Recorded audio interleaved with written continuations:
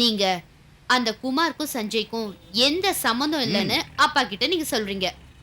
ஏன்னா இந்த காலத்துல யார் நல்லவங்க யார் கெட்டவங்கன்னு தெரியவே இல்ல.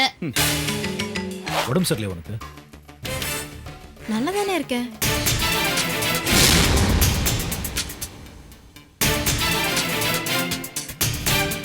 நான் அவனை சின்ன குழந்தையிலேருந்தே பார்த்துருக்கேன்டா. இவனை நான் டெஸ்ட் பண்ணி பார்த்தேன்டா. ரெண்டு பேருக்கும் கொஞ்சம் கூட சம்பந்தமே இல்லடா. என் பையன் சஞ்சய நான் நேர்ல பார்த்தேன்ப்பா.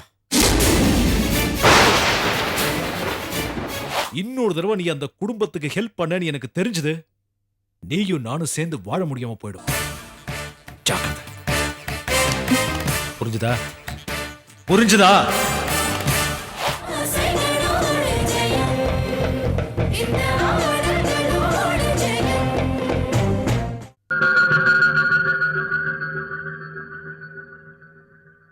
என்ன அங்கிள் நீங்க அதிர்ச்சியான விஷயம் சொல்றீங்களே தவிர அது என்னன்னு சொல்ல மாட்டேன்றீங்களே.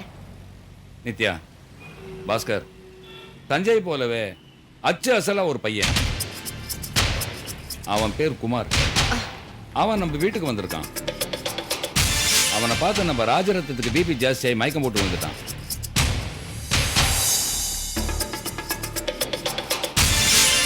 என்ன சார் அதிசயமா இருக்கு? அவனை நீங்க பாத்தீங்களா? இப்பதான் பார்த்துட்டு வரேன். என் கண்ணை என்னாலேயே நம்ப முடியல. யார் அவன்? அதான் நம்ம வீட்டில் வேலை செய்யறாங்களே தனமா பாட்டி, அந்த பாட்டியோட பேரன். ஆனா அது அப்படி இப்படின்லாம் சொல்றாங்க. இருந்தாலும் சஞ்சயோட மறு உருவம் தான் அவன். சார் இப்ப வந்தானே அவன் சஞ்சயோட உருவத்தோட வேணா ஒத்து போகலாம். ஆனா கண்டிப்பா அவன் சஞ்சயா இருக்க முடியாது. அதை கண்டுபிடிக்க தான் பாட்டி வீட்டுக்கு போயிருந்தேன்.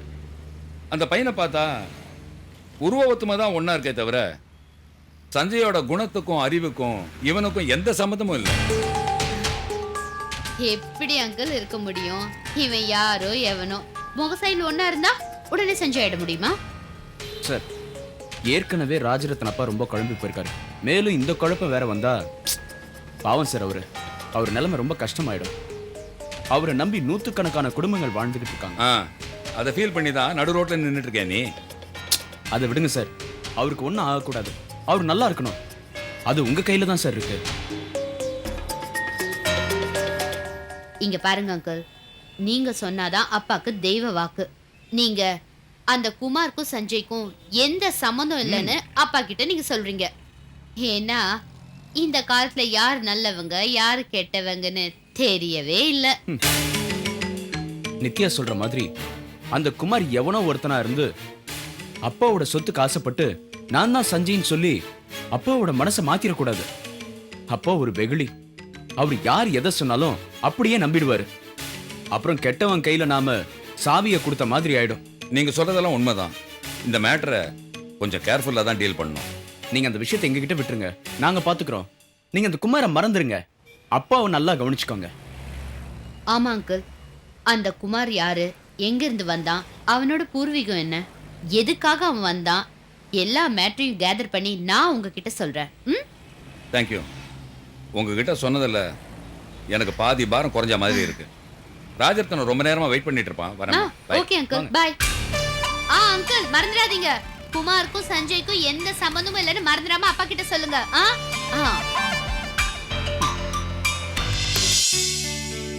துளசி, துளசி, சாப்பாடு கொடுக்க போனோம், இன்னும் வரலையா?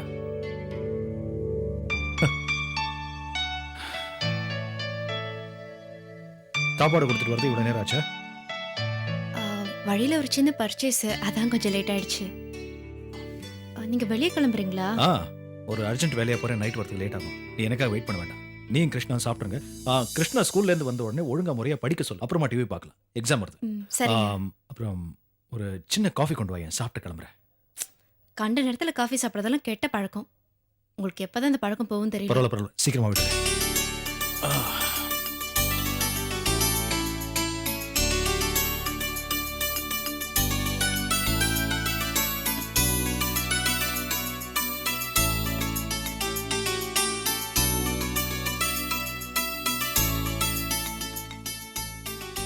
இன்னைக்கு தேதி போட்டு இருமல் சிறப்பு வாங்கிருக்கோம். யாருக்கு இருமல்?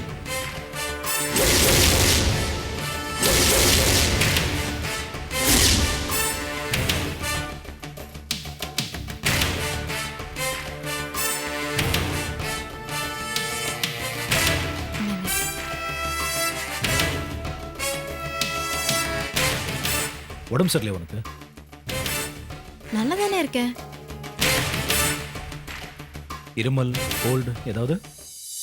இல்லையே, எதுவும் இல்லையே, நல்லா தானே இருக்கேன்.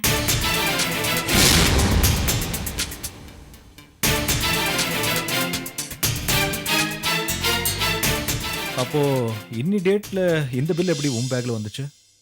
ஓ, இந்த பில் என்கிட்ட வந்துருச்சா? அது ஒன்றும் இல்லைங்க. என் டான்ஸ் கிளாஸ்ல படிச்ச பொண்ணு, நல்லா வாழ்ந்தவங்க, இப்ப கொஞ்சம் கஷ்டத்துல இருக்காங்க. அவங்க அப்பாவுக்கு உடம்பு முடியலன்னு மருந்து வாங்க வந்தா. வாங்கிட்டு வரும்போது மருந்து பாட்டில் கீழே விழுந்து உடஞ்சி போச்சு. மறுபடியும் மருந்து வாங்க முடியாம அழுதுட்டு இருந்தா. நான் தான் அவளுக்கு வாங்கி கொடுத்தேன். ஆனா இந்த சீட்டு தவறுதெல்லாம் என் கைக்கு வந்துருச்சு. என்னங்க அப்படி பாக்குறீங்க? நான் அவளுக்கு உதவி செஞ்சது தப்பா?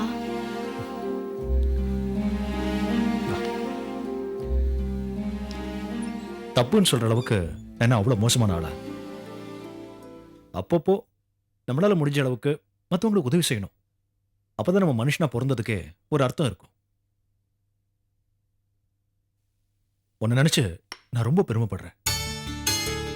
தேங்க்ஸ்ங்க. நீ எனக்கு தேங்க்ஸ் சொல்லாத, நான் தான் அந்த கடவுளுக்கு தேங்க்ஸ் சொல்லணும். உன்ன மாதிரி ஒரு ஒய்ஃப் எனக்கு கொடுத்ததுக்கு.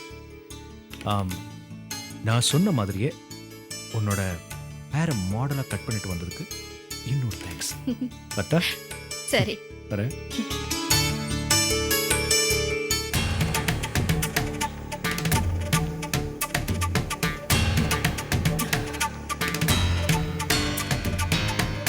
அப்பா எப்படியோ சமாளிச்சிட்டோம். ஓய் பட்டாச்சாரி, ஆ? எங்கேயோ அவசரமா போயிட்டு இருக்கேன்னு நினைக்கிறேன். போறச்சே எங்க போறே கேட்க கூடாது, அது அபசகுணம். ஆனா அது கேட்காம இருக்க முடியாது, அது ஏன் சுபாவம். எங்க போறே? ஏண்டா நரசிம்மா, எங்கடா ஆத்து பக்கமே வரத காணோம்? நீ வந்தாலாவது கொஞ்சம் சந்தோஷமா சிரிச்சு பேசிட்டு இருப்பேன். நீ வராது ஒரே துக்கமா இருக்குடா. நான் பேசினா மட்டும் துக்கம் போயிடுமா ஐயா? ஒரேடியா போற துக்கமா உன் துக்கம். நான் பேசிட்டு அண்ணன் பொண்ணு துக்கம் மறுபடியும் வந்து ஒட்டிக்க போறது. அவாவா விதி பயனை அவாவா அனுபவிச்சா தீரணும். யாருக்கு துக்கம் இல்ல? ஆ, நீ சொல்றது வாஸ்தவம் தான். எம்பெருமான் ராமச்சந்திரமூர்த்திக்கே அடுக்கடுக்கா துக்கம் வரலையா? அதானே, ராமருக்கு பட்டாபிஷேகம் அனௌன்ஸ் பண்ண உடனே காட்டுக்கு போற துக்கம் வந்துடுச்சு. அதுவும் ஒரு நாட்டுக்கு சக்கரவர்த்தி ஆக போறவர் கல்யாண கையோட காட்டுக்கு போனோம்னா எவ்வளவு பெரிய துக்கம்.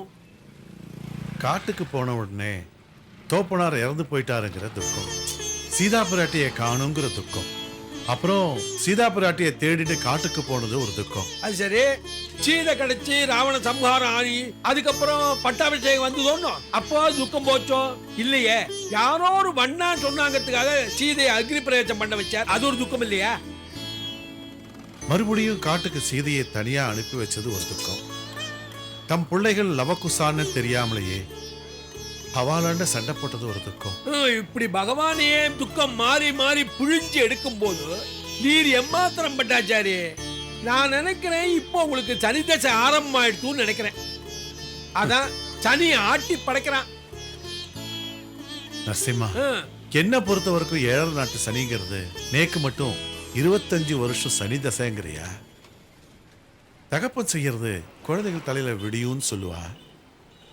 அது மாதிரி போன ஜென்மத்துல நான் என்ன பாவம் பண்ணேனோ அது என் குழந்தைகளை அவஸ்தைப்பட வைக்கிறது. அதுவும் சரிதான்.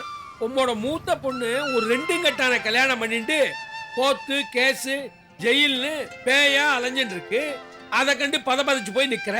2வது பொண்ணு பணக்கார இடத்துல வாக்கப்பட்டும் சொத்து சுகத்தெல்லாம் பறி கொடுத்துட்டு 8 அடி குச்சிக்குள்ள குடும்பம் நடத்துறா.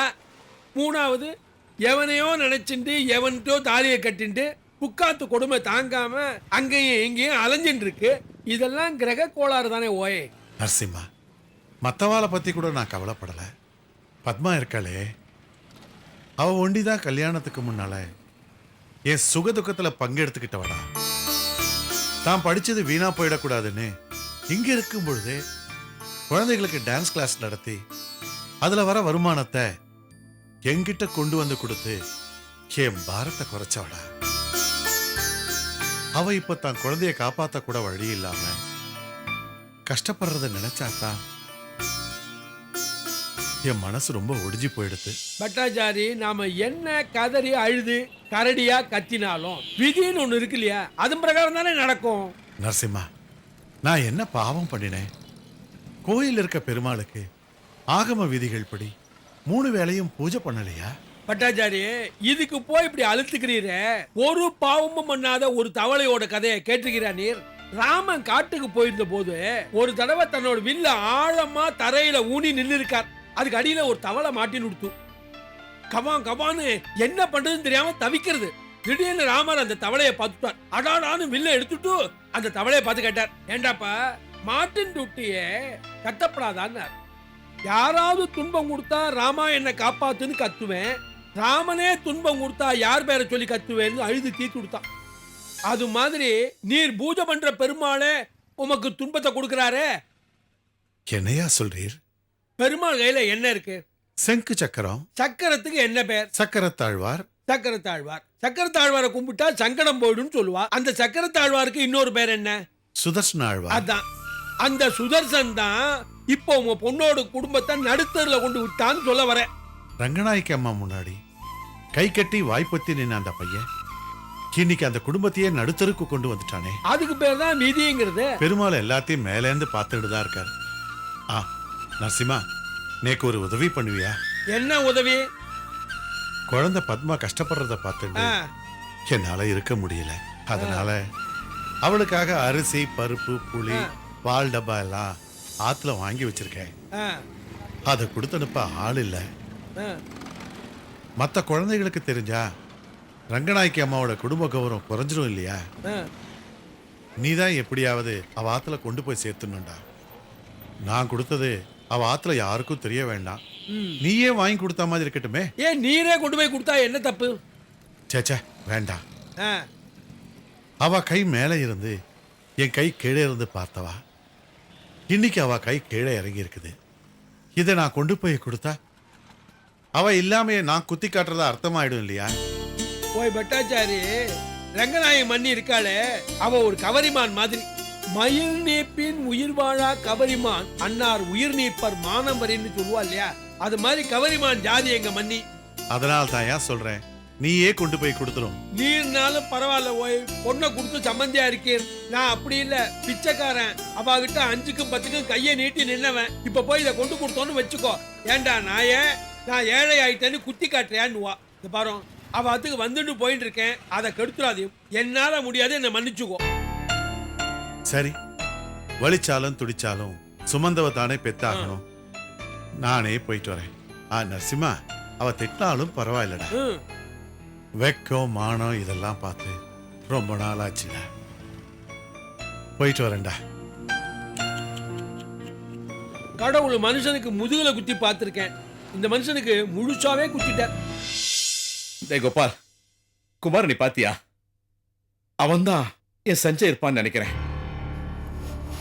ராஜா, நான் சொல்றத கொஞ்சம் பொறுமையா கேளு. அவன் உருவத்துல சஞ்சய் மாதிரி தான் இருக்கான், அதுல எந்த சந்தேகமும் இல்ல. அதுதான் நானும் சொல்றேன். அவனை பெத்த தகப்பேன் நானே அதிர்ச்சி ஆயிட்டேன். மறுபடியும் அதையே சொல்லாதடா. உருவம் தான் ஒண்ணு, குணம், நட, உட, பாவனை எல்லாத்துலயும் அவன் வேற இவன் வேறையா இருக்கான்டா. எதை வச்சு நீ இவ்வளவு உறுதியா சொல்ற? ராஜா, நான் அவனை சின்ன குழந்தையில இருந்தே பார்த்துருக்கேன்டா. இவனை நான் டெஸ்ட் பண்ணி பார்த்தேன்டா. 2 பேருக்கும் கொஞ்சம் கூட சம்பந்தமே இல்லடா. ஏன் நம்ம அவசரப்பட்டு இவன் வேற அவன் வேறன்னு சொல்லி ஒரு முடிவுக்கு வரணும்? அதே தான் நானும் கேட்கிறேன். நாம ஏன் அவசரப்பட்டு இவங்க 2 பேரும் ஒண்ணுங்கிற முடிவுக்கு வரணும்? சஞ்சய் உன்னோட மகன், ஓ வாரிசு, அதுவும் சாதாரண வாரிசா? பல கோடிக்கு சொந்தக்காரன்டா. ஆமா, பல கோடிக்கு சொந்தக்காரன் தான். இதுக்காக ஒரு வேலைக்காரி வீட்டுல கஷ்டப்படணும்பா. ராஜா, உன் பிடிவாதத்தை கொஞ்சம் விட்டு கொடுறா. உன் கேரக்டர் என்ன? நல்லவன், இறக்க குணம் படைச்சவன், எல்லாருக்கும் ஹெல்ப் பண்றவன். அதே சமயத்துல நீ யார்கிட்டையும் ஏமாந்துடக்கூடாதுல்ல? கண்டிப்பா. யார் என்னை ஏமாத்தினாலும் எனக்கு பிடிக்கவே பிடிக்காது. அவங்கள நான் அடியோட வெறுப்பேன்.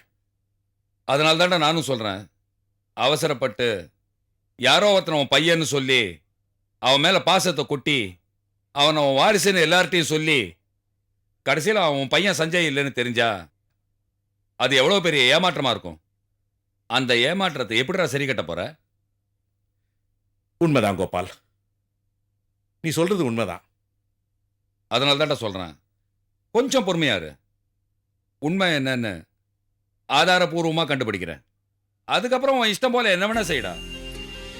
அப்பா, நீங்க மயக்கம் போட்டு விழுந்துட்டீங்கன்னு சொன்னாங்க. என்னப்பா ஆச்சு சொல்லுங்க. உங்க பேரனை பார்க்க முடியலங்கிற ஏக்கத்துல உங்களுக்கு உடம்பு முடியாம போயிடுச்சா? சொல்லுங்கப்பா, இப்பவே போய் உங்க பேரனை நான் தூக்கிட்டு வந்துடுறேன். சுரேஷ், என் பையன் சஞ்சய நான் நேர்ல பார்த்தேன்ப்பா. அதிர்ச்சியா இருக்கா? அதே அதிர்ச்சியில தான் நான் மயக்கம் போட்டு விழுந்தேன். நீங்க என்னப்பா சொல்றீங்க? சஞ்சய் மறுபடியும் உயிரோட பாத்தீங்களா? எங்கப்பா? இன்னைக்கு காலையில இதே இடத்துல தான்ப்பா. என்னால நம்பவே முடியலையே. இப்ப அவன் எங்க? அந்த சமையல்காரி பாட்டி வீட்டுல குமாருங்கிற பேர்ல இருக்கிறான்ப்பா. போயிட்டு கூட்டிட்டு வர வேண்டியதானப்பா? சுரேஷ், உறுதியா அவன் தான் சஞ்சய்னு தெரியல. உருவத்துவம் மட்டும் ஒண்ணா இருக்கு. மத்தபடி அவனுக்கும் நம்ம சஞ்சய்க்கும் எந்த சம்பந்தமும் இல்லப்பா. இது ரொம்ப அதிசயமா இருக்கு அங்கிள். அதிசயமா இருக்கிறதுனால தான் ஏகப்பட்ட குழப்பங்கள்ப்பா. என்ன குழப்பம்? ஒருவேளை அவன் நம்ம சஞ்சயா இல்லாம இருந்தா வேற யாரோ ஒருத்தனா இருந்தா என்ன செய்யறது? ராஜரத்னம் அப்பா, 2வது தடவை தன் பிள்ளைய இழக்கணுமா? டாக்டர் சொல்றது உண்மைதான். எதுக்கும் தீர விசாரிச்சு ஒரு முடிவு எடுக்கிறது தான் நல்லது. இதைத்தான் கோபால் சொல்றான். இவன் சொல்றதும் எனக்கு நியாயமா தான் படுது. இந்த விஷயத்துல உண்மை என்னன்னு நமக்கு தெரியற வரைக்கும் நீ கொஞ்சம் அமைதியா இருப்பா.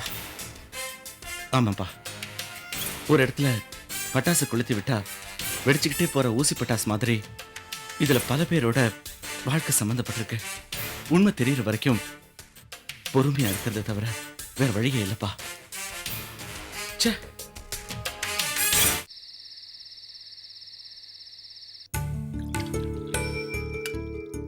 துளசி, இன்னைக்கு என்னன்னு தெரியல, உன்னோட சமையல் அவ்வளவு பிரமாதமா இருந்தது. ராத்திரியில சூடா வெத்த குழம்பு போட்டு கத்திரிக்காய் கூட்டு வச்சு கொடுத்தீங்க. பா, என்ன சுவையா இருந்தது தெரியுமா? உங்களுக்கு பிடிக்கும் தாங்க செஞ்சு வச்சேன். புருஷன் பொண்டாட்டியோட சமையலை சாப்பிட்டுட்டு அதுல கிடைக்கிற சுகமே தனி சுகம் தாங்க. அதுக்காக தினமும் வெத்த குழம்பு கத்திரிக்காய் கூட்டுமே பண்ணி வச்சிடாத. என்ன? துளசி, உன் மேல எனக்கு ஒரு சின்ன கோபம் இருக்கு. ஏன் நான் என்ன தப்பு பண்ண?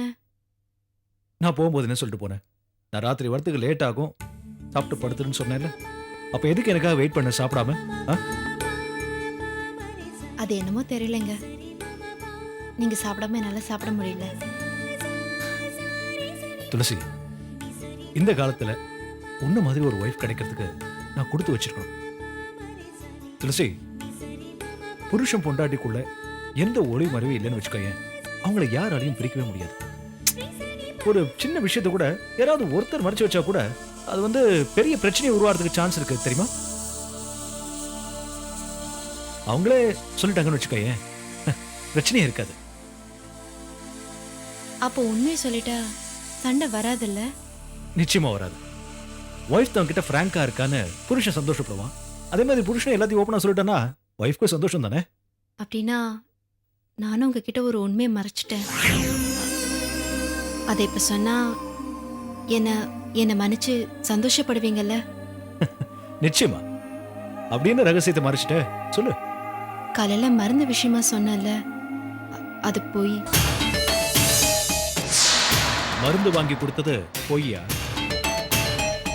வாங்கி கொடுத்தது பொய் இல்ல, ஆனா யாருக்கு வாங்கி கொடுத்தேன்னு சொன்னனோ அதான் பொய். வேற யாருக்கு வாங்கி கொடுத்த? பத்மாவுக்கு. உங்க மாமாவுக்கு ரொம்ப இருமல் அதிகமா இருக்குன்னு சொல்லி நான் தான் வாங்கி கொடுத்தேன். பாட்டில் உடைஞ்சது, அவகிட்ட பணம் இல்லாம கஷ்டப்பட்டுட்டு இருந்தது, எல்லாம் உண்மைதான். பத்மாவுக்கு பதில் என் பழைய சிநேகிதின்னு மாத்தி சொன்னேன், அவ்வளவுதான். துளசி, காலையில நீ செஞ்ச நல்ல காரியத்துக்காக நான் உன்னை பாராட்டினேன். இப்போ இவ்வளோ நேரம் நான் உன்னை புகழ்ந்து பேசினது, உன்கிட்ட இவ்வளோ அன்பா பேசினது, இது எல்லாமே எதுக்கு தெரியுமா? இந்த உண்மை உன் வாயில இருந்து வரணும்னு தான். ஷாக்கா இருக்கா? புருஷ மனசை நீங்க தான் புரிஞ்சு வச்சிருக்கிறதா நினைக்காதீங்க. நாங்களும் உங்க மனசை நல்லா புரிஞ்சு வச்சுக்குவோம். உனக்கு என்ன தைரியம் இருந்தா நான் விஷப்பாம்புன்னு நினைச்சு அடிச்சுட்டு வந்த குடும்பத்துக்கு நீ பால் ஊத்திட்டு வந்திருப்ப. நான் மருந்து வாங்கி கொடுத்தது உங்க மாமாவுக்கு தான். இல்ல, என்னோட எதிரி ரங்கநாயகியோட புருஷனுக்கு. எனக்கு துரோகம் பண்ண பத்மாவோட மாமனாருக்கு எனக்கு இல்லாத அக்கறை உனக்கு எங்க இருந்து வந்தது? அவ ரோட்ல நின்னு மருந்து பாட்டில் உடைஞ்சிருச்சுன்னு அழுதுகிட்டு இருந்தா. அந்த பரிதாப காட்சிய என்னால பார்க்க முடியலங்க. அதுக்காக நீ பணம் கொடுத்து அவங்களுக்கு மருந்து வாங்கி கொடுப்பியா? அதை விட அந்த பணத்துல ரொட்டி பிஸ்கட் வாங்கி ரோட்ல இருக்கிற பிச்சைக்காரனுக்கு கொடுக்கலாம். உனக்கு புண்ணியமாவது கிடைச்சிருக்கும். இவங்களுக்கு வாங்கி கொடுத்த? அப்போ நீங்க இவங்க கேவலமானவங்கன்னு சொல்றீங்களா? கேவலம்னு சொல்லல, பிச்சைக்காரங்க இவங்களை விட எவ்வளவு பெட்டர்னு சொல்றேன். போதும், நிறுத்துங்க. உங்களுக்கு மனசாட்சி இல்லாம இருக்கலாம், எனக்கு இருக்கு. ஏய், என்னடி போலாத மனசாட்சின்னு பேசிக்கிட்டு. உண்மையிலேயே அந்த பத்மாவுக்கு மான ரோஷம் ஏதாவது இருந்தா நீ செஞ்ச ஹெல்ப்ப அவ ஏத்துட்டு இருப்பாளா? அவ வேண்டான்னு தான் சொன்னா. எல்லாம் நடிப்பு. நீ அந்த குடும்பத்துக்கு ஹெல்ப் பண்ண எனக்கு பிடிக்காதுன்னு எல்லாருக்குமே நல்லா தெரியும். மீறி அவங்க உங்ககிட்ட ஹெல்ப் வாங்கியிருக்காங்கன்னா என்ன அர்த்தம்? நீயும் நானும் சண்டை போடணும்னு அவன் விரும்புறா. புரியல? ம்ஹும். பத்மா அப்படிப்பட்டவ இல்ல. ஏ, நான் இவ்வளவு சொல்லி நீ அவளுக்கே சப்போர்ட் பண்ணி பேசிட்டு இருக்க? இந்த பார், இன்னொரு தடவை நீ அந்த குடும்பத்துக்கு ஹெல்ப் பண்ணன்னு எனக்கு தெரிஞ்சது, நீயும் நானும் சேர்ந்து வாழ முடியாம போயிடும். ஜாக்கிரதை. புரிஞ்சுதா?